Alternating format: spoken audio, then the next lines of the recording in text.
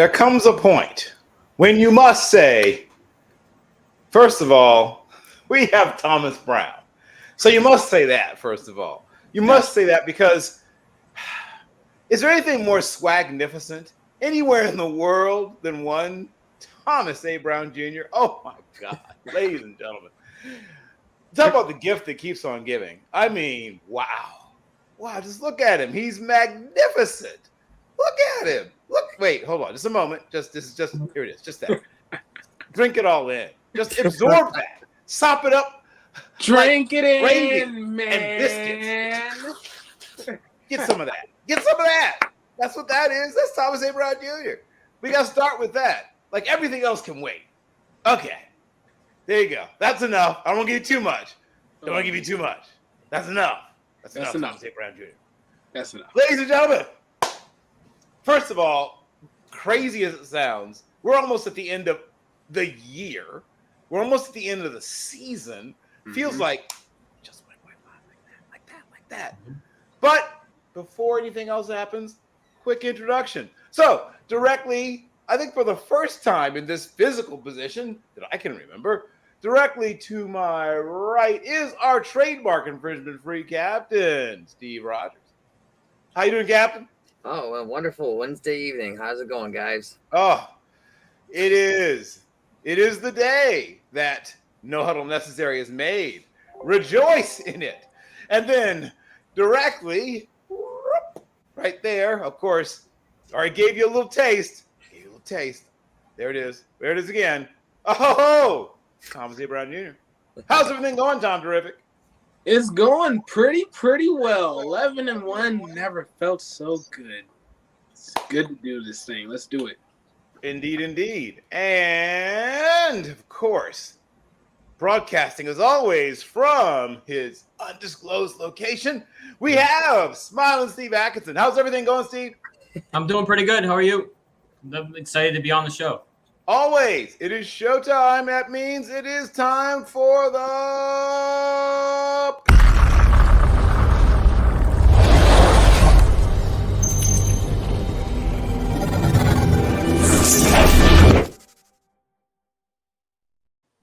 That's right. It is first quarter time. So, we obviously, like I said, have made it all the way 13 weeks. 13 weeks. And, as we talked about before, you know, I like to accentuate the positive whenever possible. But, even though he's not with us, in honor of my co-host on College Football Forecast, the Baby Jesus hasn't brought me. I also have to, at some point, acknowledge there was a dark side to things. Now, for those of you who are old enough to remember, back when children didn't always get everything they wanted, that you might get gifts, you might get set out, right? Like a pampered pasha, even if you honored thine mother and father, but not every child does that. So if there's going to be a carrot, there's also a switch, or in my case, it was a switch. It was a stick, I guess, for some of you. But the point is, right, there's that other side of things, right? Hey, old school parents, dude. But the point is that you also had to tell those little suckers sometimes, hey, you don't act right. There's that other side of things. You might get a lump of coal in your stockings. So we talked about what teams before were getting the biggest gifts. But it ain't all gifts, baby. No. The sun doesn't always shine, right? There are also teams that are going to get a big old lump of coal. So who is going to get that big lump of coal? I'm going to start with my boy, Smiling Steve.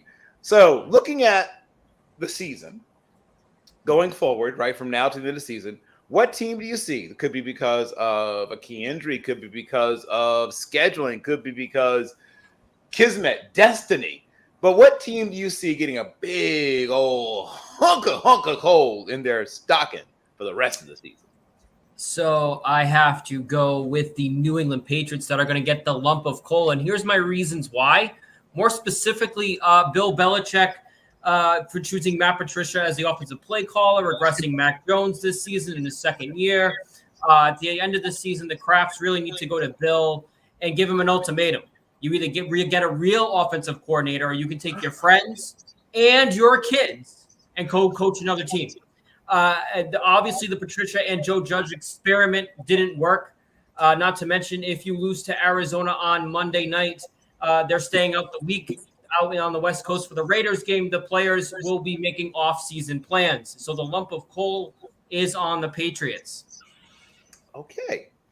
See, someone embraces that idea of how to go negative. Okay, so I will now go to, I guess that's, once again, that slice of delicious between the two pieces of Steve, and we'll jump down to Thomas A. Brown.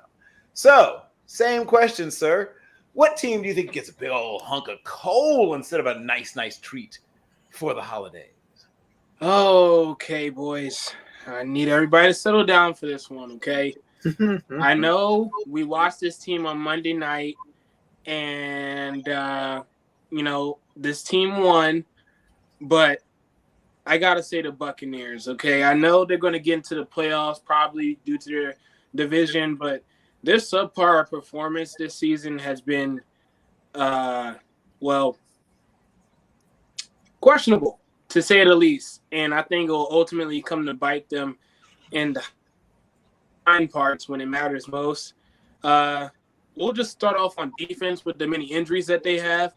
Vita Vea, Antoine Winfield Jr., Sean Murphy-Bunting, and Mike Edwards are huge losses to that defense that is already having a hard time dealing with, the New Orleans Saints out of all teams. Mom, I love you so much because that is your favorite team, but you know that they're struggling. I know that they're struggling. The fact that they were struggling against the Saints on Monday night was very telling to me, and it was also a case of what their season has looked like so far. You go to the offense. Yes, Brady did Tom Brady things on Monday night, and that's great, but he's working with a beaten up O-line. Nick Leverett. Have you ever heard of him? Yeah, he's your starting left guard, protecting Tom Brady. Robert Hainsey is your starting center. I don't even think he existed before Monday night, but here we are. He's your starting center. And Tristan Wirfs, who's one of the best tackles in the league, is also hurt. So you're talking about production on both sides of the field that is not going to be on the field. And especially in this time of year where you need health to be a huge factor in your playoff run and to even go into the playoffs in the first place, that works against them in a huge factor. And if they end up making it to playoffs, great for them, but I think it'll be one and done. Okay. All right. And, of course, that other slice of steam on the other side of that deliciousness that is Thomas A. Brown Jr. is our captain. Same question to you, sir. Who's about to get a hunk of burning, well, not love, but in this case? Well, I'm gonna do my best to Brock impersonation and welcome everyone to the dark side. Is it too low hanging of a fruit to say that the Rams for acquiring Baker Mayfield? As maybe a lump, he might just be the lump of coal himself. But all kidding aside, I'm interested to see what McVay can do to resurrect Mayfield. And they've got that guy Cooper Kupp who can always get open no matter what. So there might be a chance for a Baker resurrection. I don't know. We'll wait and see. But my real actual lump of coal is actually going to go to, wait for it, big shocker, the Buffalo Bills. That's here we go. Yes, line them up. They have Von Miller just went on IR. Big loss, bigger than they even think they know. Because, yes, he is new to the team.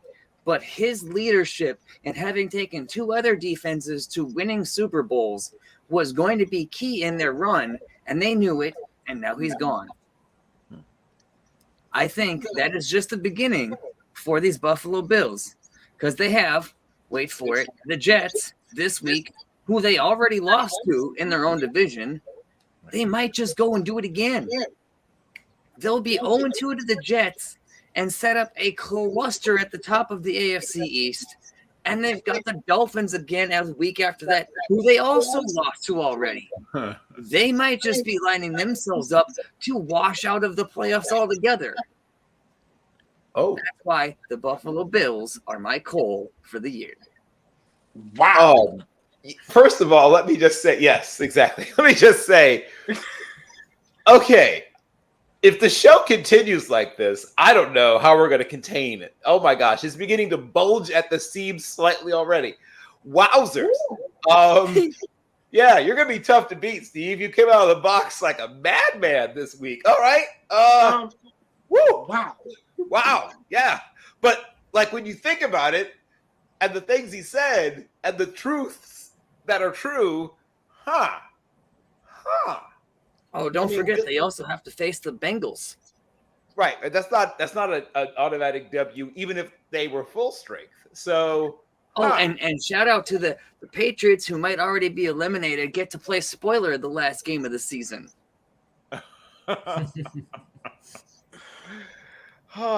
You know what? I hate to be that guy, but any team that's led by Josh Allen and Stephon Diggs and that defense, it's very hard for me to accept that. Now, in terms of our expectations of them, being in the Super Bowl, I think that may potentially go out the window with Von Miller being out. But I think the Jets, I think they get past the Jets.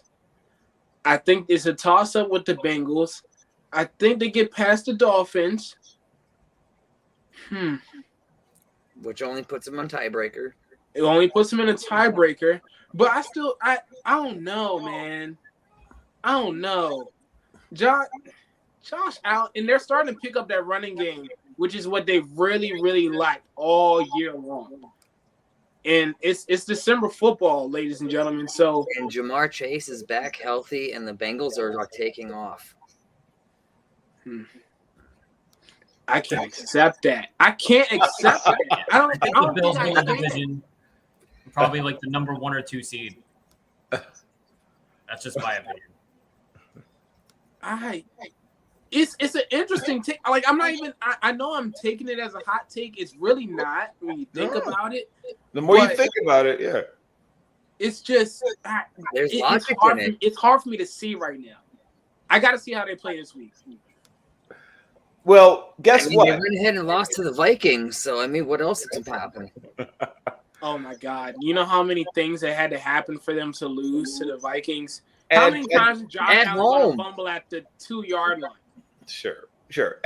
But yet, all those things did happen, didn't they? They did. 9 times it's happened. Yeah. So, once again, you're going to be very hard. If this comes true, this is going to be very hard to beat. Woo. Okay. We can't spend the entire show on the first segment, but boy, that was good. I did enjoy that. I won't pretend otherwise. Okay. So sticking also, since somebody mentioned the Super Bowl, a lot of people start penciling in, the aforementioned Bills. I was not one of those people. I was always more on Kansas City. And now we've seen Kansas City has struggled. We mentioned the Bengals earlier with one particular team mightily. But I'll stick with you, Thomas. In your mind, have the Chiefs been exposed? We've seen how the Bengals seem to have their number.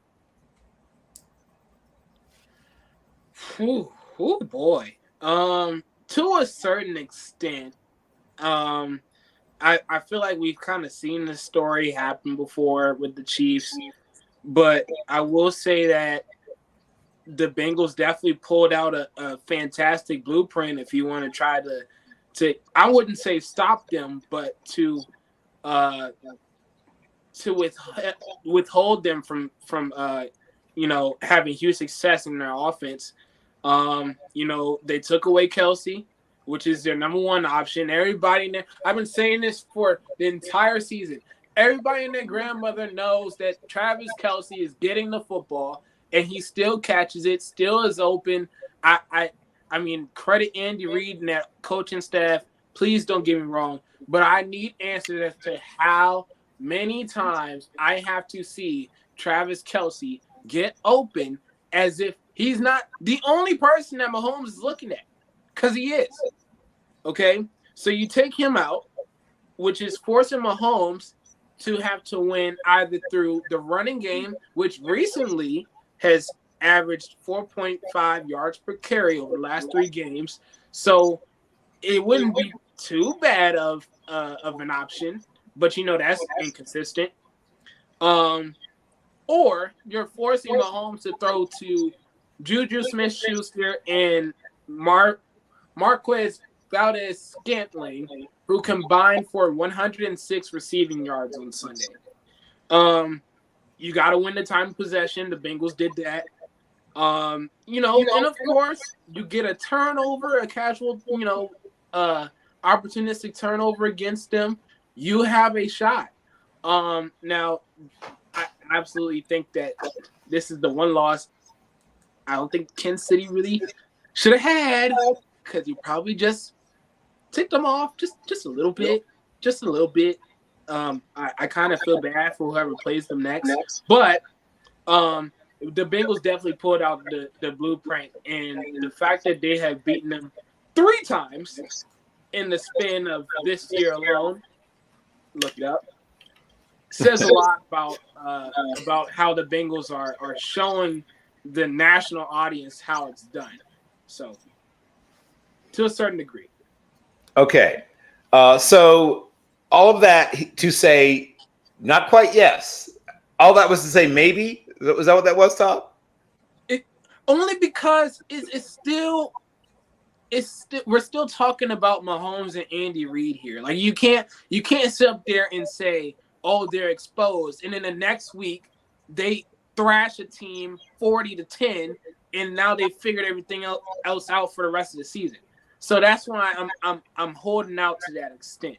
However, if you're going off of what this past Sunday has shown in terms of how to limit the Chiefs, in terms of how to win against them, especially in the playoffs, yeah, to a certain degree, I would say that they got exposed a little bit. They have a little chink in their armor, if you will. Okay, there we go. That's kind of what we're shooting for. It's sort of like with Mas o menos. I don't want you to try to go like in the middle. Please, whenever possible, pick one. Okay, good. That brings me to, I'll jump to our captain. Same question to you. Did they get exposed? All right. Did the Chiefs get exposed? My answer here is simple. No, they have not been exposed. They're a team that has been at or near the top of the AFC the past 4 or 5 years now. And they're not going away. They haven't peaked yet. They just continue to find new ways to adapt, evolve, and reload, and they just keep coming. And, they got that guy named Patrick Mahomes who I don't know if you guys know this yet, but in the month of December, Patrick Mahomes' record is 17-2. This team is just warming up, and in December, they get as hot as anybody can in wintertime and in snowy time. They melt all ice. Watch out. The Chiefs are legit and not exposed. Okay. Very definitive. I'm not going to lie. Steve is off to a great start. Okay. I'll finish off with the other slice of sizzling hot Steve Atkinson. Same question, sir. So I also would say no, the Chiefs are not exposed. I still think the Chiefs are the team to beat in the AFC, despite the loss on Sunday. I really need to see a matchup between the Chiefs and Bengals in the playoffs again, and for the Chiefs to crap themselves again to the Bengals for me to change my mind. So I would say no, they're not. They haven't been exposed. Okay, got it. Okay, perfect. Well, that brings us, of course, to the end of the first quarter. And what better way than the quarter than a gift that keeps on giving? And what better gift than this? The Team Nuts and Bolts Sports Store is officially open. Log on to www.teamnbsmerch.com and get your t-shirts, hoodies, polos, all sizes available. Once again, log on to teamnbsmerch.com. Get yours today.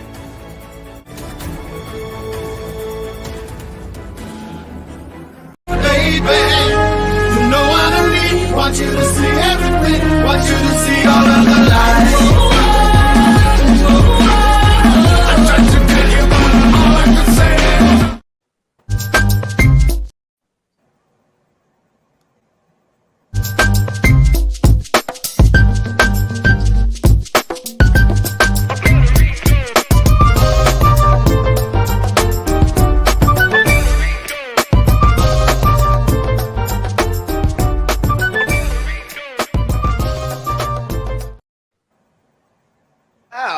come to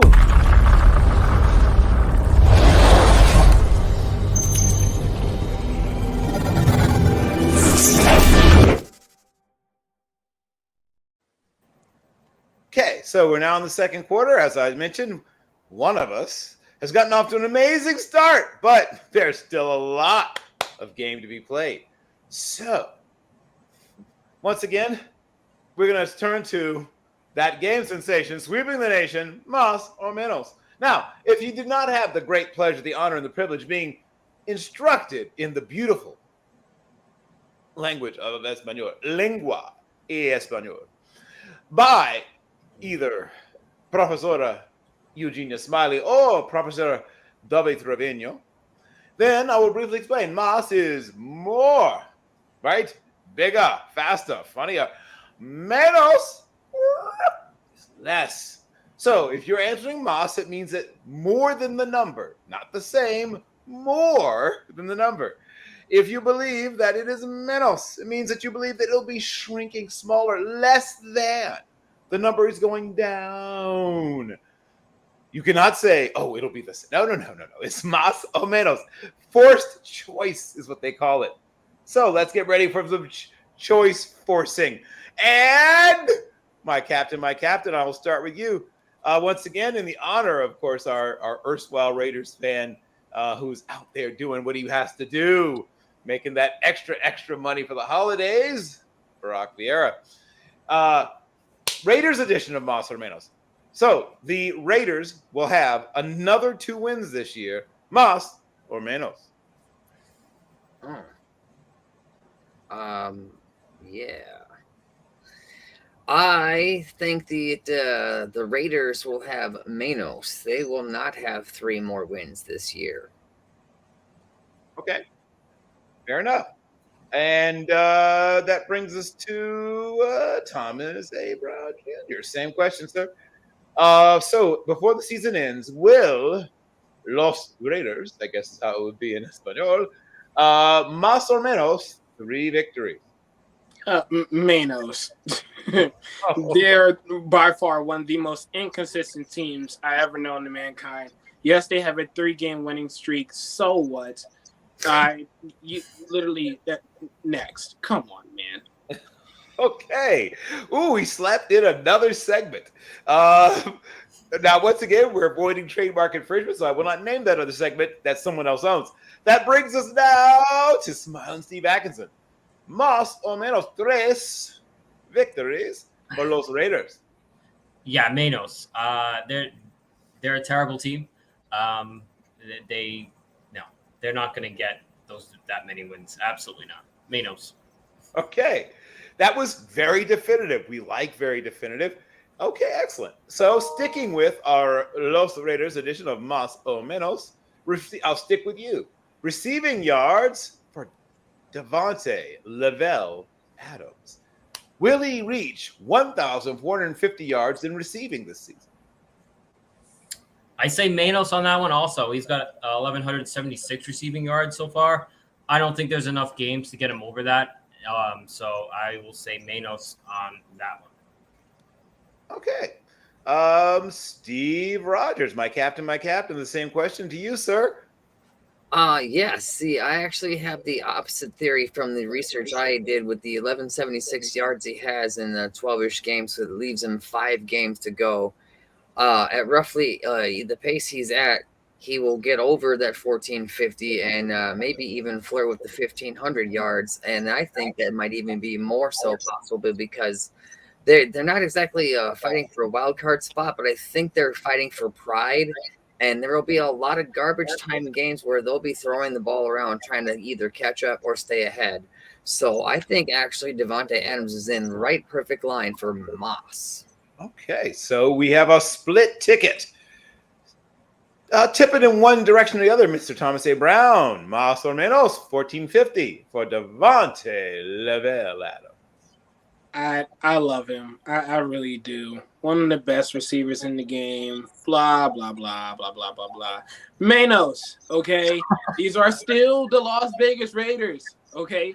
Look, but in credence to him, it won't be because of him as to why he doesn't get it. It will be because of Josh Jacobs, who has had 100-plus yards in their last 3 wins. I don't think that will stop. I think that's the reason why they have this win streak. I think that's why, well, Josh Jacobs is leading the league in rushing right now. I don't think they're going to hold back on that. So, Manos. Okay. Well reasoned. I like it. Like it a lot.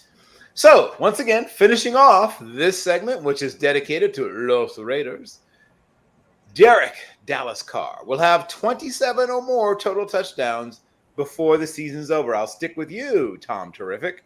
27 or more total touchdowns for their Los Raiders quarterback, Derek Dallas Carr.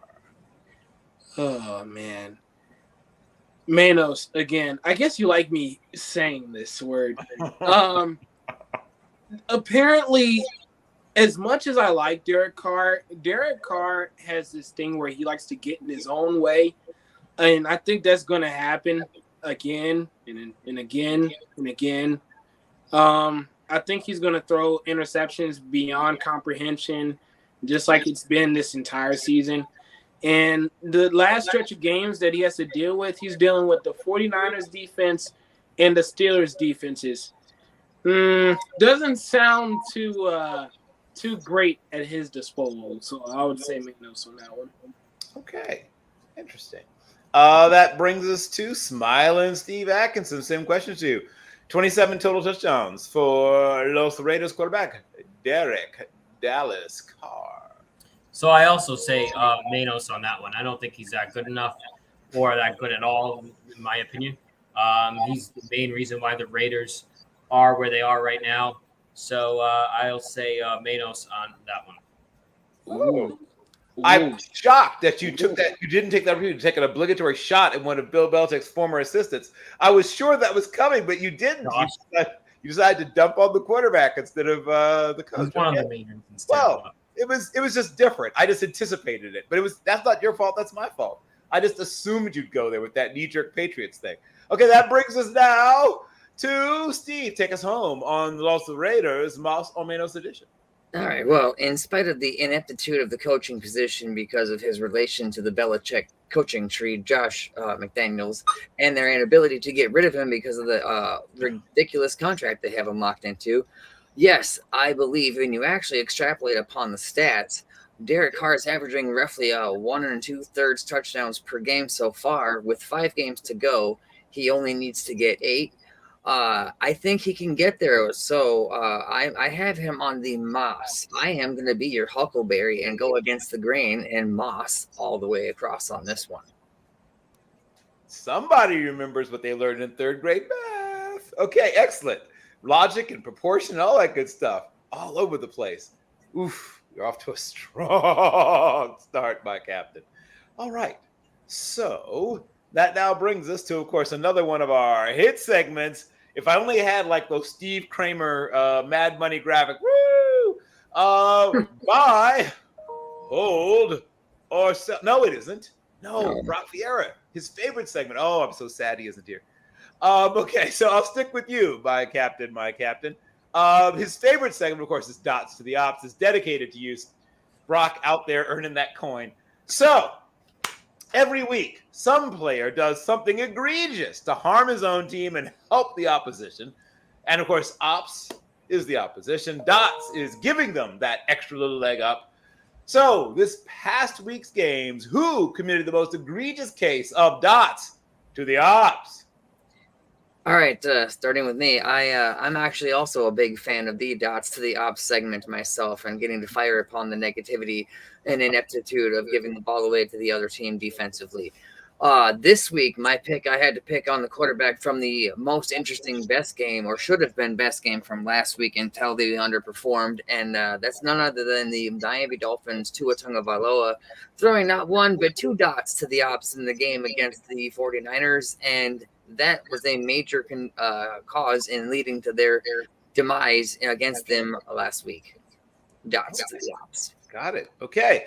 I will now go to, you know what? Let's give the people what they want. Tom Terrific. So who committed the most egregious, the most reprehensible case of dots to the ops? I think y'all all watched it, so I'm gonna just spell it out for you. He goes by the name of Matt Ryan. I don't think y'all understand the amount of noise I have to hear from Cowboys fans around the world because of his performance, which was quite egregious. So by default, thank you, Matt Ryan. Dots to the ops to you, my friend. Okay. Somewhere Matthew Thomas Ryan, he was probably playing with his golden retriever or whatever it is. And he suddenly looking around. Why am I catching strays? No, that wasn't a stray, sir. That was a bullseye. Oh, you got you have no idea. You have no idea the strain I've had to deal with all week long. 54 points. Dallas is back. Dallas is the top of the NFC. Forget the Philadelphia Eagles. Forget the Vikings. Forget we on top, baby. We on top, baby. If I have to hear that one more time, oh, Matt Ryan, you have no idea what you have done to my psyche. I'm sorry, Thomas. It's not just the NFL did it too, because they still have the Texans on their schedule for some reason. Oh my God. Colts suck. They really do. What is that? 72 points they'll put up in that one? Oh, just put the whole rest of the league up there, shall you? I mean, seriously. I mean, you know what? It's Jerry Jones' favoritism. I bet it is. I bet it is. And his favoritism is going to end up with him not getting to that Super Bowl because of the Philadelphia Eagles. No, they never get there. They'll stub their toe along the way, even with that. They'll probably lose to the Texans. Oh, okay, all right, we ain't doing that. But there's a certain person that has a very famous tagline when it comes to the Dallas Cowboys that I relish in so much. They are an accident waiting to happen. It may not be now, but when you least expect it, they'll let you down. So may not even be on the field either. It may be Christmas Eve, but it's coming. It's coming. It's not a prediction. It's a spoiler. I don't know when it'll be, but it's coming. Oh, Matt Ryan. Ooh. Well, once again, Ryan, wherever you are, yeah, that was pointed directly at you. That wasn't even strays. That was straight up. You got sniped. That brings us, of course, to Smiling Steve Atkinson. Same question: who committed the most reprehensible, the most incomprehensible, the most virulent and heinous case of dots to the ops in the past week? All right, so the past week, dots to the ops, in my opinion, was Andy Dalton. In that Saints offense, giving Tampa Bay, not just Tampa Bay, I'm sorry, Tom Brady too much time at the end of that game on Monday night. They had the ball, and they didn't do enough to run the clock down, kill the clock, and gave to Tom Brady and the Tampa Bay Buccaneers too much time to go down the field and get the game-winning touchdown. So that's my dots to the ops. Okay. Sort of a different take on it, but I could sort of see that. Just bad clock management is a kind of way of committing dots to the ops. Yeah, that's just slightly different. Okay, now a new show sensation that's sweeping the nation. We're going to briefly explain for those that haven't seen this segment before. It is buy, hold, or sell. So for those of you who don't like to play the market, a buy means that you're looking at this particular asset as something you want more of. You don't have enough of it in your portfolio. You need to grab all of it you can. You are buy. You are telling your money guy, I want to be all in on this particular player, right? Then a hold means I'm getting good return on the investment. I like it just fine, but it's probably going to give me now what it'll give me in the future. And I feel good about it, but I don't need any more. I have exactly the right amount of this player in my portfolio. And a sell means, oh my God, I got to get out of the market on this one. Oh my God. Even if I have to sell at a loss, get me out of here because it's crashing. It's cratering. I got to get out. So it's buy, hold, or sell. I'm going to start with Steve Atkinson. So here's the list of players. you need to choose at least one for each of the choices, buy, hold, or sell. You could choose more than one, but at least one. The players are, here's the list, Max XX Crosby of the Raiders, Leonard Playoff Lenny Fournette of the Tampa Bay Buccaneers, Taylor Heineke, the legendary Old Dominion quarterback, now turned Washington Commanders quarterback, Jared Christopher, a.k.a. J.C. Jackson of your own beloved Patriots, Scary Terry F1 McLaren of the Washington Commanders, and Mike Williams, the very nondescript named Mike Williams, but there have been a lot of Mike Williams who were wide receivers, but this one is good, so you can relax, everybody. But this Mike Williams of the San Diego not San Diego, I know I was going to do that, Los Angeles Superchargers. Go back to San Diego. You really should. Everyone knows it, and then I cannot make that mistake anymore. But yes, choose at least one buy, one hold, one sell. Okay, so I started with the hold. I'm going to go with Taylor Heineke. I think the Commanders have a great quarterback there. I think he has proven to be a decent quarterback for them. He beat Tampa. No, he almost beat Tampa. I'm sorry, a few years back in the playoffs. But he's really a good quarterback for them. I think they should hold him. I think Leonard Fournette is a sell. I think he's kind of on his last end of his career. I don't think he's really going to improve any more than what he already has. And then the buy, I will say Max Crosby. Okay. So Max Crosby's buy, Tyler Heineke hold, and Leonard Fournette sell. Got it. I will now go to the swagnificent Thomas A. Brown Jr. Same question. And once again, you can choose more than one, but at least one buy, at least one hold, and one sell from that list of players. All right. So we're going to make this very simple. I hate when he terrorizes my team 2 times a year. And I have to see this for years to come. A buy is Terry McLaurin. Arguably one of, if not the most underrated wide receiver in our game. Plays at 100%, open damn near 100% every single play. He is definitely a buy for me. A sell is Leonard Fournette. I'm so done with Leonard Fournette. He doesn't even deserve an explanation. That's just how porous he's been this year. But that's just me. I'm pretty sure come to playoff time, we're going to hear, oh, playoff Lenny. If you're really trying to tell me that he is getting his contract off of a couple games in the season that's not in the regular season, you're not doing a good job as a GM. Anyways, I'm going to hold on Mike Williams. I like him. I like him a lot. But boy, oh boy, does this boy find a way to get hurt.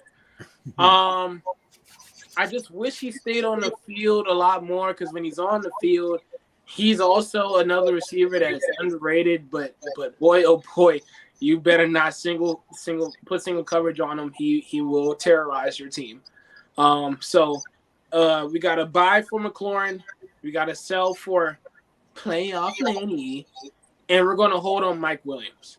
Got it. And so finish off the segment. Our trademark infringement-free captain, give us a buy, at least one, a hold, at least one, at least sell from that list of players. All right, this is becoming also one of my favorite segments, the buy, hold, and sell. And what a great list to choose from this week. And apparently great minds think alike. We have very similar lists. I too am on the selling of Fournette. I had some good games, some good moments, most of them in the playoffs. And yes, when he does splash, they are spectacular, but where is he the rest of the time? So I think he's on the decline. I am selling on Fournette. And then I'm going to hold. Although I guess technically he's kind of depending on how you look at it. I have Heineke on 2 different scales here. So I have him as my hold, and I technically have him on the sell as well, because he is so hot and so on fire. You probably are getting your maximum value right here, right now, if you were to sell. So if you want to look the market one way, He would be my sell if you're trying to maximize your dollars, I think. But I like him too much to actually want to sell him. So I'm pivoting him on my hold, and my actual buy is his wide receiver, none other than Terry Scary F1 McLaren.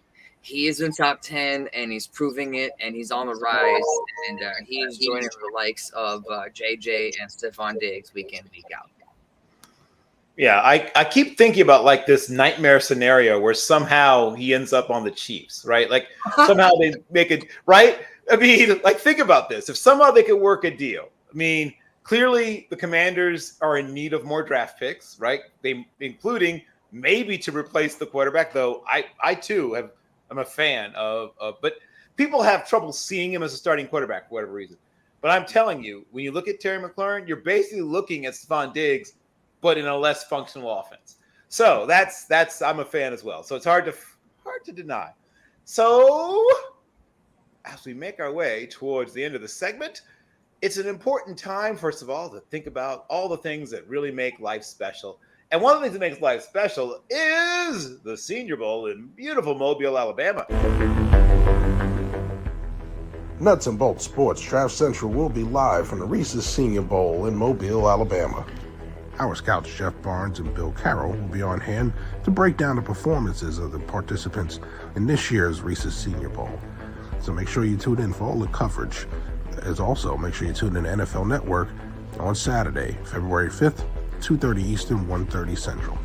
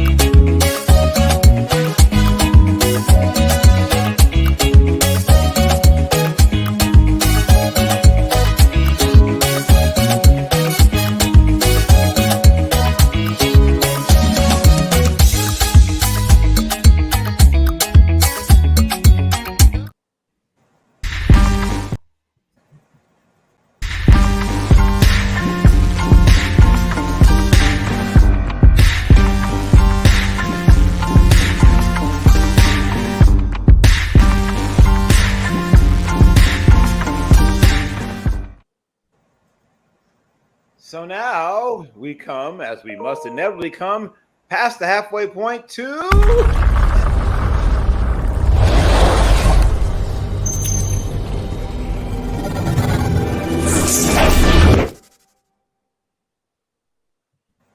quarter. And in the third quarter, once again, we've got somebody who got off to a super strong start, but there's enough time to still come back. So I'm going to ask, I'll start with our captain, our trademark infringement captain, Steve Rogers. Looking forward, what upcoming game in the week that you're examining for the future, examining this week, which one intrigues you the most interesting to you? All right. My most intriguing game of the week. Which one do you want to watch the most?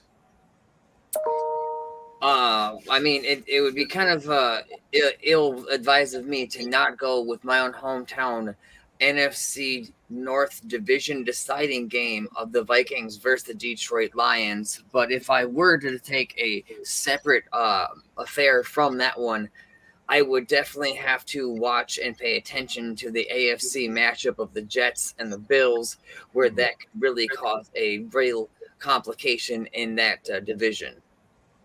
Well, especially after you had a very strong straight out of the box declaration that there's a very good chance the Jets win that game. I believe that was you. So if you don't watch that game, I'll be very disappointed. Okay. Well, I'll go down to our friend in the semi-tropical paradise of Massachusetts, Mr. Steve Atkinson. Same question. What is the most delicious matchup, the one that you can't wait to see in this week that's coming? So I'm going to stick with the Patriots and Cardinals just because it's on Monday Night Football this week. And I want to see how the Patriots offense looked looks this week after the dumpster fire performance it showed on Thursday Night Football against the Buffalo Bills? Will Mac Jones call out Matt Patricia like he did on the sideline last week at the end of the game? Or will they all come together, form a piece, and go, okay, let's just wing it and see what we can do? The Cardinals are coming off, I think, a bye. They got obviously DeAndre Hopkins, who's a great wide receiver. Big game for them too. So season's online for the Patriots, honestly. If they lose this game, I think their season's cooked. All right.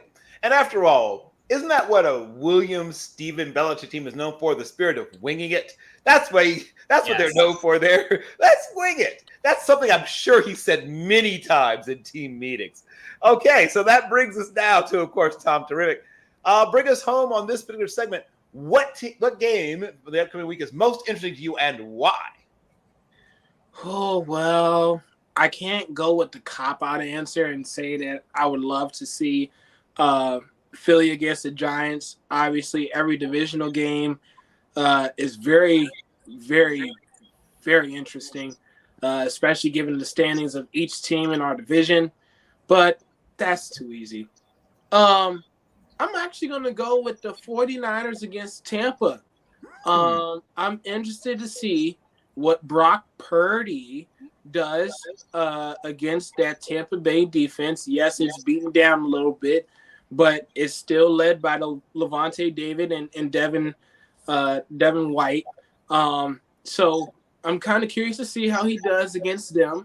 I know the defense is going to do their thing, but I'm just interested to see how well he does. He was able to do pretty well against a lot of blitzing schemes that the Dolphins put up this past Sunday. Yes, he threw an interception, but for anybody that didn't have any reps, first team reps throughout most of the season, I think he did a very good job. So it'll be interesting to see if he can do it again. Okay. That is very interesting. That's very, very interesting. Okay. So we're going to go on to another one of hopefully somebody's favorite segments. I don't know. I like it. The ever popular Canton or Scranton. Now, we're not saying realistically that this player is going to head to the Hall of Fame. And we're not realistically saying this player will suddenly find themselves working the phones, maybe trying to sell those little, with the time of the season, the little antlers or the little ears or whatever that you wear, like for your Christmas party, or elf, like the elf ears maybe, or the hats with the pointy hats, or, maybe working the phones trying to sell, copier paper or toner. I'm not saying that will literally happen, but some players have shown you enough that you believe that they have a very bright future and that they're headed to consistent greatness, right? That's what we're saying. We're saying consistent greatness. Whether or not actual Hall of Fame, at least consistent greatness, or somebody who is at best inconsistent and at worst is having to work on their LinkedIn profile. That's what we're saying. Okay, so I will start with you, Steve Atkinson. I'm going to give you, once again, some players. And you need to choose at least one example of each. You can choose more than one. You're not restricted to one, but at least one. One of which I know is very close to your heart. We'll start with Zaven Collins of the Arizona Cardinals. Michael McCorkle, Mac Jones, of course, of your own, very close to your heart, New England Patriots. Kyle Anthony Pitts, the very recent draft pick, just a couple of drafts ago, who tight end of course, the Falcons. Penei Sewell, who some people thought was going to Cincinnati. I'll admit I was one of them, but ended up going to the Lions. And then we'll finish up with Kadarius Toney, formerly of the Giants, right? But of course, recently made his way out. And we're still starting to see how he'll do in his new home in Kansas City. So, once again, pick at least one on that list for Canton and one on the list for Scranton, but you can choose more than one if you'd like. All right, so I'll pick the Scranton one. I picked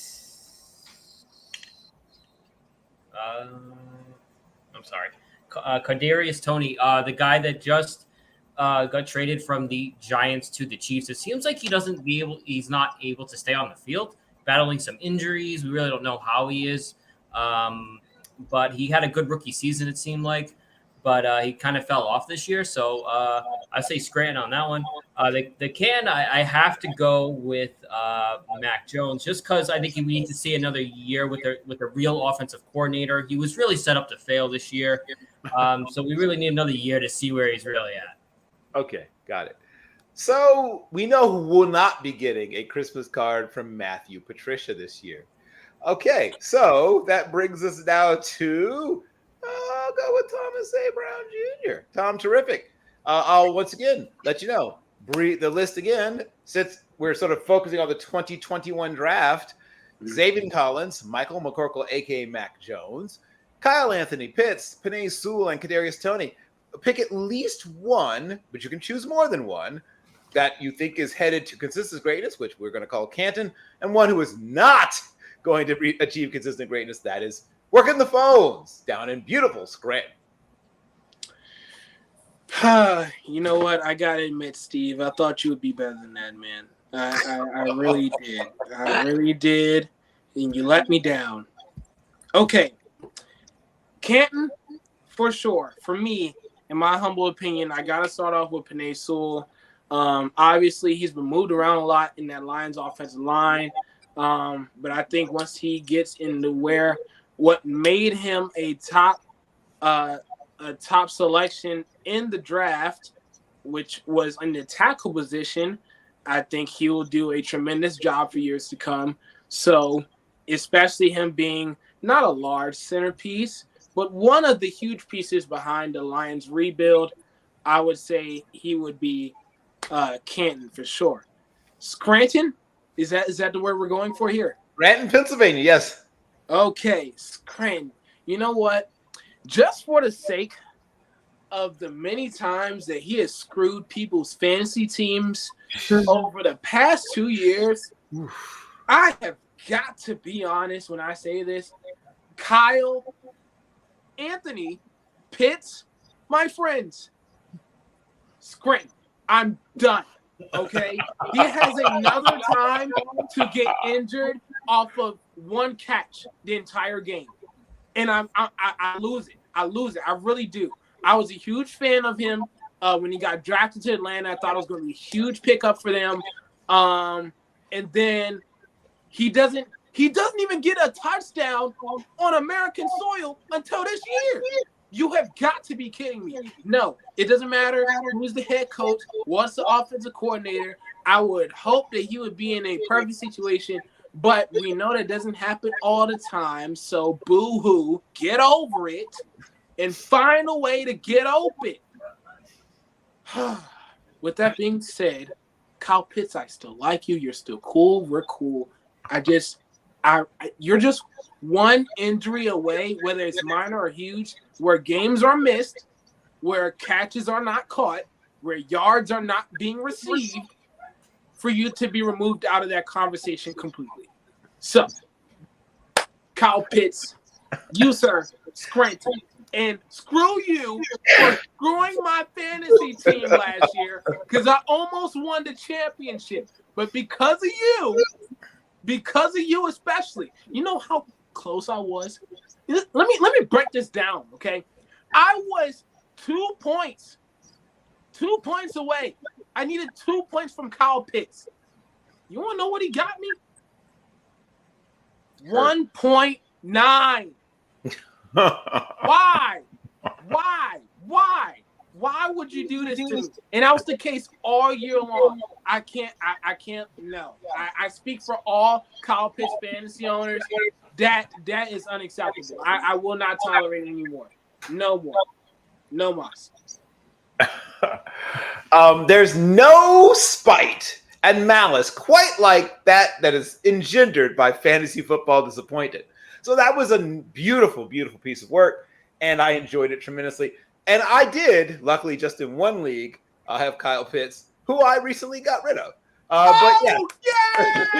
Yay! Clap it up for Bill! Yay! I just had to embrace the K. Dotton experience at some point. So yes, that brings us to, winning time, right? So this is when things have to happen. Oh wait, did everybody get? Do I get to tell you mine? Oh, you do. I just realized. No, sorry. Yes, Candace Scranton for our captain, Steve Rogers. All right. Ironically, so I've got yet again going against the grain of my friend Thomas after he just finished his.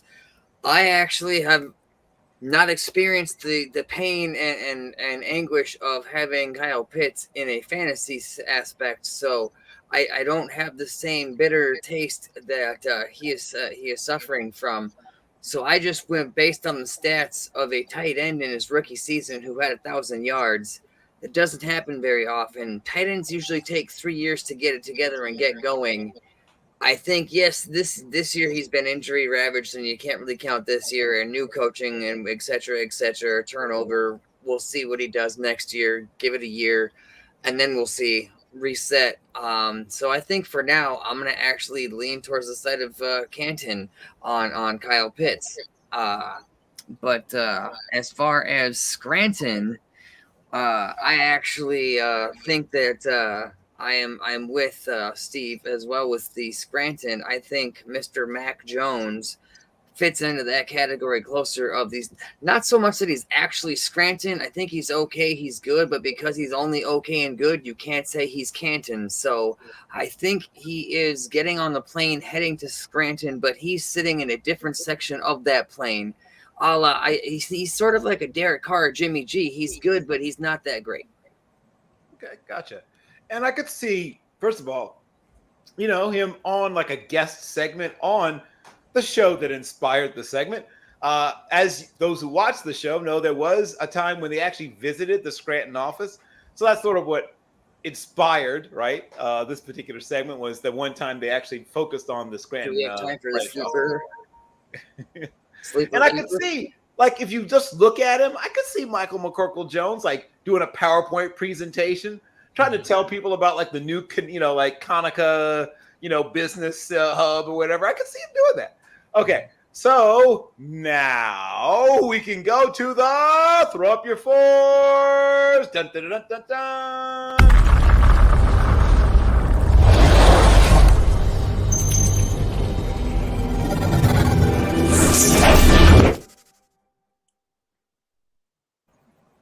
I'm not going to lie. There's somebody here who has a bit of a lead going into the fourth quarter, but a lot can happen in the fourth quarter. I've seen some furious comebacks take place at this point in the show. So, and it's a place where a lot can happen because it is the time when you call your shots. And we've seen strong but accurate predictions flip it for someone who wasn't having a great show, but then they come out with an amazing but very accurate prediction that shoots them right up the charts. So I'm going to ask you each to think about something that you truly believe will happen, right? Not just hot takiness for hot take's sake, something you truly believe will happen in the next week of games. And then fire off that take. So I'm going to start with Steve Atkinson. What is your shot you'd like to call? Be a baller, be a shot caller, sir. All right, so my shot is the Jets over the Bills. I think that Jets team has really come together with Mike White. I think they play more of as a team with Zach Wilson on the bench. So my shot is the Jets over the Buffalo Bills. Yes. And I love how indirectly you also sent somebody off the bus to Scranton while you were kind of combining two segments in one. Yeah, someone just caught a stray. Sorry, Mormon MILF Hunter. And now that brings us to Thomas Terrific. Same question to you, sir. Tell me, what shot do you want to call, sir? Oh boy, brace yourselves for this one, gentlemen. Okay, I believe that Brock Purdy. Yes, I am going to go on that train for a little bit. I'm going this way for a second. I think that he gets 250 plus yards passing.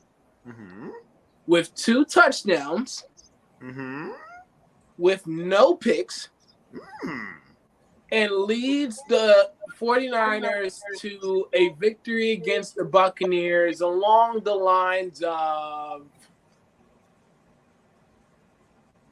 28-17. Ooh. So they don't just squeak out a victory. You're talking about double digits. Yes, I am. Thomas, if you're right, you're going to be very tough to beat next week. Okay. And of course, Steve, you sort of let us know that was probably coming prediction-wise, but I'm glad you stuck with it. Finish out this all-important segment, our captain. Call your shot, sir.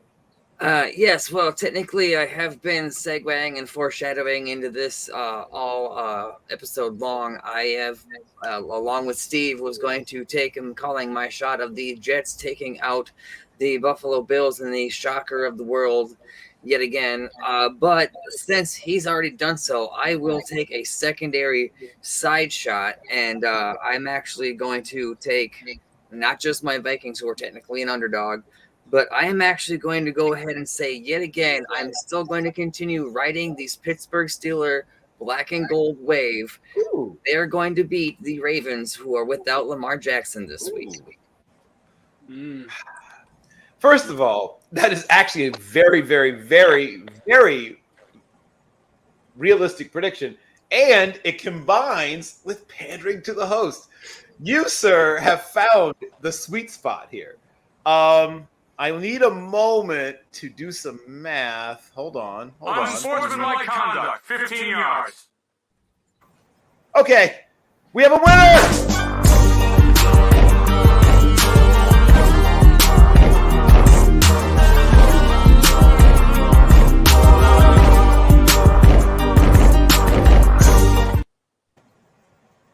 I'm going to be honest. This person built a very healthy lead, as I mentioned before, and didn't stumble down the stretch. This happened to you before, Steve. You got off to a great start, and then something happens. Not this time. No, this time, our captain, Steve Rogers, you closed like a champion. You broke through the tape. So, here it is, your moment of triumph. All right. Thank you, everyone. Thank you, Bill, for picking me this week. I am trying to continue to build and establish myself and grow my name in the sports writer analyst area. And I'm feeling more and more at home doing this each and every week and making this part of my normal life. So go ahead and continue to look forward for episode 4 of my Purple Pride podcast, hopefully this week. Yes. And I might even be stepping into writing some music articles as well. With that blowing up on Team MBSmedia.com, I'm going to jump onto that train. And I'm also working on putting together a hip-hop discussion panel that's probably not going to take place until after the holidays when everyone's schedules kind of loosen up a little and we can get it locked in, better details to follow.